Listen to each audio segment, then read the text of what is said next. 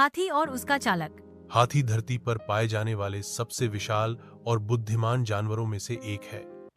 यह प्राणी प्राचीन समय से ही मनुष्य का साथी रहा है। खासकर भारत में हाथियों का उपयोग राजाओं की सवारी, युद्धों में और भारी सामान उठाने के लिए किया जाता था। आज भी कई क्षेत्रों में हाथियों को धार्मिक और सांस्कृतिक कार्यक्रमों में शामिल किया जाता है।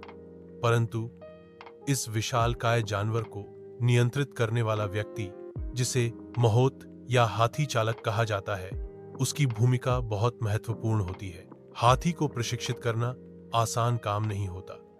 महावत कई वर्षों तक हाथी के साथ रहकर उसे आदेश मानना सिखाता है।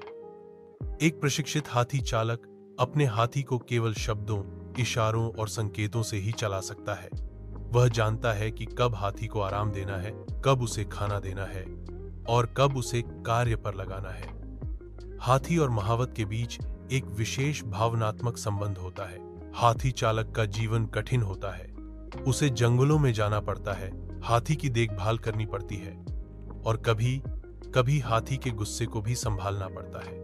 लेकिन वह अपने हाथी को केवल एक जानवर नहीं मानता, बल्कि उसे परिवार के सदस्य की तरह मानता है। जब हाथी बीमार होता है तो चालक उसकी सेवा में दिन रात एक कर देता है। आजकल जैसे जैसे मशीनों ने जगह ली है, हाथियों और उनके चालकों की भूमिका कम होती जा रही है। लेकिन फिर भी कुछ इलाकों में, जैसे केरल और असम में, यह परंपरा अब भी जीवित है। महावत और हाथी की जोड़ी आज भी मेलों, मंदिरों और परेड में लोगों का ध्यान खींचती है। इस तरह हाथी और उसका चालक न केवल एक अद्भुत टीम होते हैं, बल्कि यह संबंध मनुष्य और पशु के बीच विश्वास, प्रेम और समझदारी का प्रतीक भी है। अगर आप इसे कविता, कहानी या किसी और शैली में चाहें तो बता सकते हैं। मैं उसी अनुसार रूपांतरित कर दूं।